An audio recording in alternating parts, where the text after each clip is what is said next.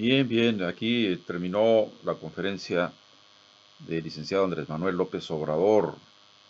Eh, bueno, termina diciendo dos cosas muy importantes. Que hoy a las 7 de la tarde sigue el informe también diario del doctor Gatell sobre la situación de la pandemia en México y también tocan algunos puntos del mundo sobresalientes. El día de mañana, jueves, me perdí ahorita al final la hora, se va a hacer un comunicado conjunto de las fuerzas vivas gubernamentales sobre la estrategia de ataque contra el coronavirus y las proyecciones, que es importante, tanto de salvamiento como de gente que desafortunadamente va a perecer ahora que repunta el virus en México. Eh, Saludamos a las personas que están ahora mismo en el canal, Elena de la Rosa y Lupita Ye. Hace rato estuvieron a otras personas, hubo un corte de Facebook porque parece que no permite 2 horas seguidas. Y bueno, ya vemos que el presidente es de carrera de fondo, de 2 horas promedio en sus conferencias. Entonces tenemos que ir avisando a nuestros seguidores que cuando se interrumpa el programa por Facebook, pues volvemos a reinstalarlo en menos de 3 4 minutos para seguir con la explicación, los comentarios. Realmente, si quisiéramos hacer comentarios muy puntuales de todo lo que sucedió ahora en la mañanera, pues tendríamos que hacer otro programa de 1 hora, cuando menos.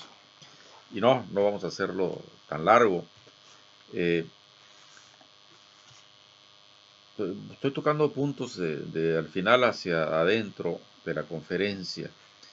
El señor presidente está muy confiado de que con las reformas a la Constitución que se han hecho con las 2/3 partes de las cámaras, que eso es, que no tiene vuelta atrás, ¿no? Quiero decirle al señor presidente que si llega desafortunadamente un gobierno de derecha y tiene 2/3 partes en la mesa de los diputados y en la mesa de los senadores, por supuesto que puede revertir todo lo que el presidente aquí decía al final, ¿no? Las becas a los estudiantes, las pensiones a los viejos, la pensión universal, ¿no? Cualquier gente ya de edad mayor recibe una cantidad de dinero que a lo mejor no es mucha, pero sí es muy significativa para las necesidades de los viejos. Eso se puede revertir. El presidente le apuesta muy optimísticamente que no va a ser posible porque el pueblo no va a dejar. Bueno, situaciones críticas como la que estamos pasando ante un levantamiento del sartén,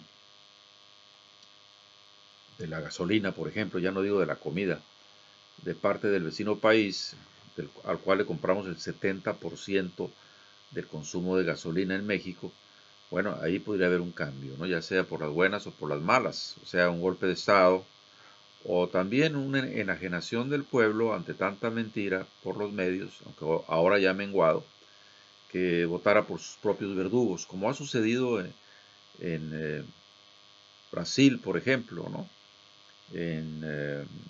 Aunque por torpeza del compañero Correa, en Ecuador, al dejar precisamente al verdugo del pueblo a cargo de darle consecución a la revolución ciudadana que también estaba prosperando en ese país meridional del mundo, Ecuador. Entonces, en la historia nada es irreversible, ¿no? Cuando nosotros hablábamos de que había en la Unión Soviética un proceso irreversible, pues miren lo que pasó, ¿no? Que ahora la Unión Soviética es un país capitalista y de China se dice otro tanto, aunque hay quien dice que no, que en China todavía existe el Partido Comunista, todavía sigue Mao en los billetes, ¿no? Cosa que no sucedió nunca en época nueva en Rusia con los gestores de la revolución del 17. Lenin, por ejemplo, no aparece en los billetes, por supuesto que no. Y lo único que conserva de ese recuerdo, de ese líder, pues es el museo donde está su cuerpo en presencia así como los faraones egipcios conservados con químicos. Pero bueno, eh, él habla de que se le acusa de que arrastra los pies ya, que está viejo y que habla muy lento y que estas gentes contagiados por el virus de los youtubers, los que hacen tutoriales, que van fast track hablando, ¿no? Y bueno, uno no los puede seguir, tiene que ponerlos en cámara lenta para poder captar algo. Que sí habla el señor Obrador en cámara lenta, que diga ya de una vez cuál es su plan. Y él dice con dos palabras: acabar con la corrupción. Bueno, fueron tres: acabar con la corrupción. Y bueno, tiene una teoría ahí medio, a ver cómo lo digo para decirlo amablemente, pues no creo que sea ingenua, sino que, ¿de qué otra forma diría que el culpable por culposo no es el capitalismo, sino es la corrupción, ¿no? Habla de que la gente se empobrece porque cuando hay crecimiento económico, pues los de arriba se quedan con toda la tajada del pastel y no derraman ni morusas a la parte de abajo, al pueblo. Ella está metiendo en los bolsillos, ¿no? Algunas cantidades, ya decía hace un momento, no muy importantes, pero sí muy significativas, porque está regresando al pueblo parte de la, ¿cómo diríamos?, de la extorsión legal que tienen los magnates para apoderarse de la riqueza que todos producen, la riqueza nacional. Un ejemplo, para botón, una muestra. Al señor Slim, en un régimen revolucionario de izquierda, pues se le tenía que expropiar Teléfonos de México, que era una empresa que daba utilidades cuando estaba en manos del gobierno, y que esas utilidades se pudieran invertir en la misma Telefónica o en Pemex para producir autosuficiencia en el consumo de gasolina y crear hospitales, universidades donde se eduquen médicos para poder atender pandemias como esta y otras que van a venir. Y no, Slim, por la vía legal, ¿no?, entre comillas, se apodera de una de las empresas más importantes de México, Telmex, y el lucro que tiene pues es para el futuro de sus nietos y sus bisnietos. Entonces, ¿de qué estamos hablando? Bueno, estamos hablando de que no es cierto que la corrupción solamente es la que acumula capital, porque dice eso, ¿no? La acumulación del capital en México fue y ya no va a seguir siendo por la corrupción. Bueno, pues perdón, señor presidente, está usted equivocado. La plusvalía, o sea, lo que le agrega valor a la producción, se la ponen los obreros con salarios bajos, condiciones laborales pésimas, con seguridad social mediocre, etcétera, etcétera, etcétera. Entonces el verdadero virus no es necesariamente la corrupción. De hecho, la corrupción tiene que quitarse en cualquier régimen, ¿no?, ya sea de izquierda, de derecha o del medio. El problema de fondo estructural es el que se apoderan de la plusvalía aquellos que son dueños de la maquinaria para producir productos, para dar servicios, tienen la infraestructura hotelera, para dar servicios médicos a los de pedigrí, que son los hospitales privados. Y bueno, se desprenden así de una forma bondadosa y noble, ¿no? El señor Slim dice: no voy a correr a mis trabajadores. No dice, no solamente no voy a correrlos, sino les voy a pagar más, ¿no? No voy a correrlos. Ahora no sé si está pagando los sueldos el señor Slim a la gente que está parada por la cuestión de la pandemia. Habrá que investigar si hasta allá llega su bondad de pagar los sueldos. En fin, entonces vamos develando un poco todo esto, porque entonces estaremos diciéndole al pueblo lo que no es, ¿no? Y eso, una de la triada del señor presidente es no mentir, no robar. ¿Y cuál es la tercera? No recuerdo la tercera. Pero con esas dos, no mentir y no robar. Bueno, hago una referencia teórica, señor presidente. Usted es licenciado en sociología, tengo entendido. Por Dios, el verdadero crack de los pueblos. Volteen a ver el mundo nada más y sus alrededores. es el capitalismo, ya sea el rapaz, como el de los imperios más connotados de ahora, Inglaterra, Estados Unidos, Francia, etcétera, etcétera, y el capitalismo ortodoxo, diríamos, que en tiempos de la posguerra se llamó socialdemocracia, como la que canta también Bernie Sanders, al decir que su socialismo hace una revolución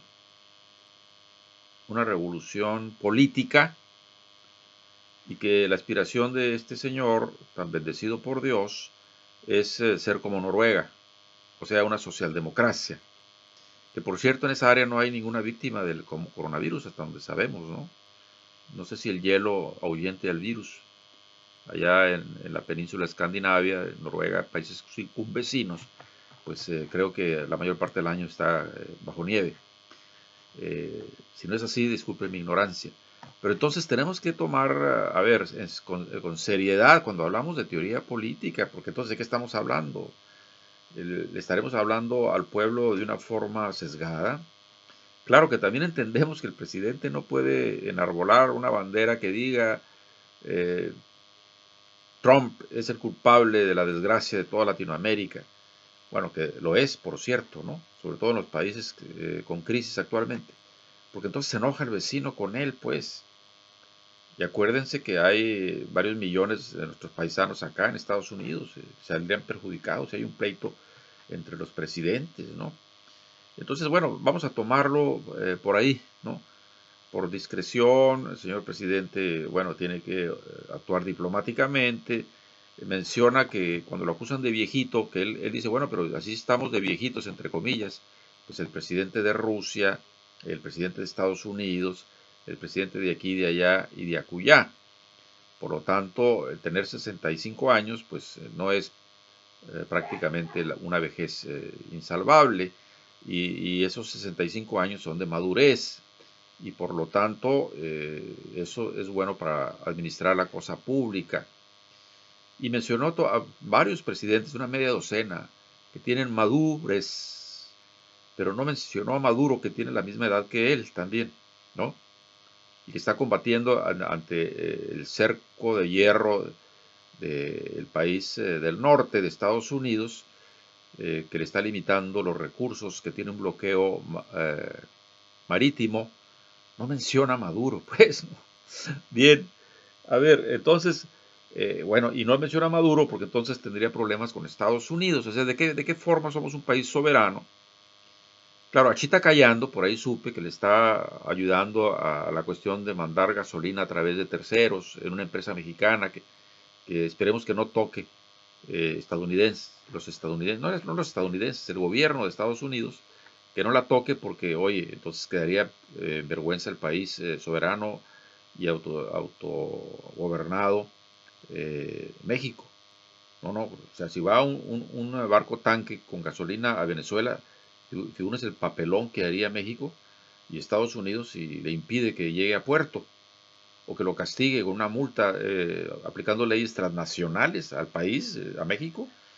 Bueno, otras cosas hay aquí de números que, bueno, no quisiera cansarlos, creo que dije lo principal, lo bueno del presidente y lo no tan bueno. Anda un poco despistado en la teoría social económica con respecto a quién se queda con la ganancia y cómo y por qué, ¿no?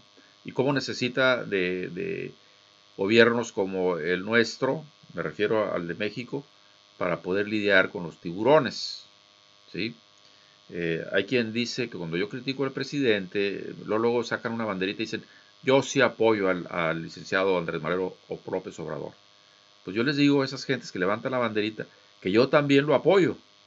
Nomás que yo no puedo dejar de decir la verdad en la cuestión teórica y también la circunstancia en la que está gobernando este timonel llamado López Obrador el barco.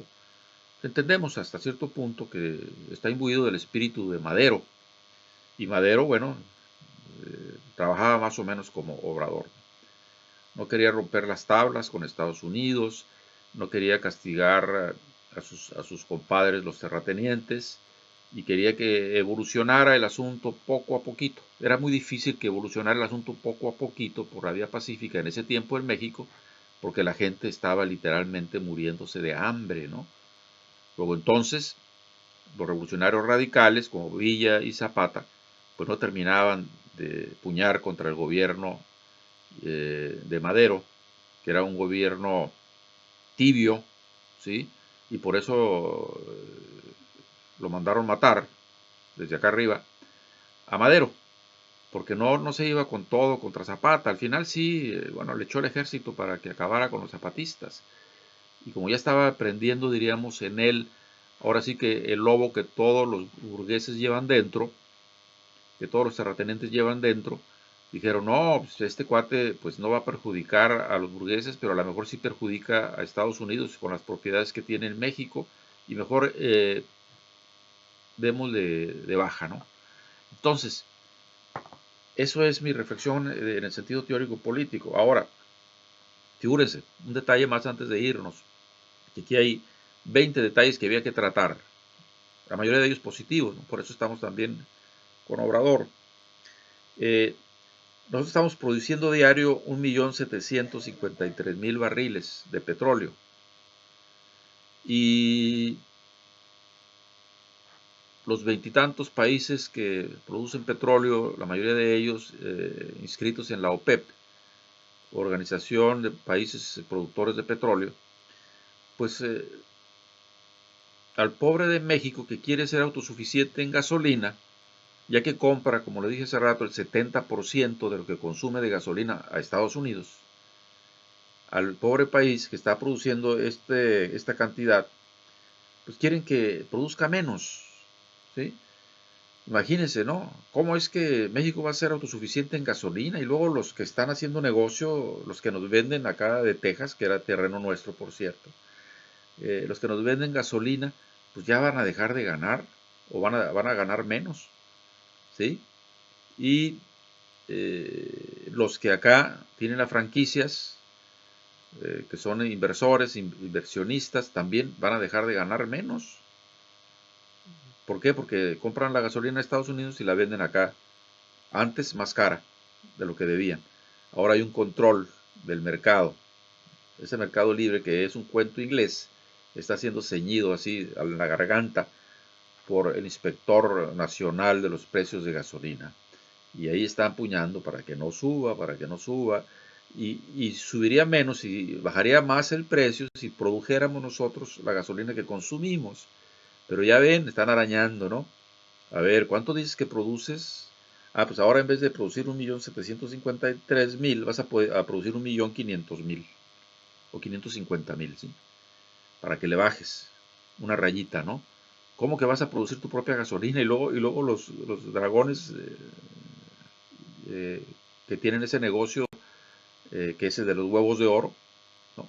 Entonces todo puña contra los sistemas pro pobreza, pro nacional, pro humanismo, y bueno, Obrador ahí en una tabla que flota. En fin, vamos a dejarlo hasta aquí, aunque hay otras 10 cosas que había que tratar, pero no se trata de que sean 3 horas de este segmento. Todo esto se queda en mi canal de Facebook, que pueden entrar a él como José Luis González Capitán. Ahí podrán verlo si quieren las 2 horas, si no los últimos 10-15 minutos, que es lo que yo empleo para dar mi opinión sobre algunos puntos axiales de la mañanera. Yo soy José Luis González, los esperamos a las 5 de la tarde, 7 hora de México, para el informe puntual de los que están combatiendo el coronavirus de parte del Estado mexicano. Nos despedimos. Todo esto son los saludos desde lejos, ¿no? El Obrador,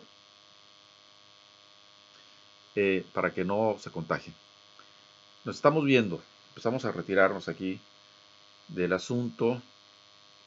Estas fueron las reflexiones de un servidor. Las reflexiones de el capitán. Vamos a ver si podemos parar esta imagen. ¿Sí? Aunque dice ahí 13 de abril en el anuncio que sigue, pongan ahí donde dice 13 de abril, 15 de abril. O sea, hoy a las 5 de la tarde.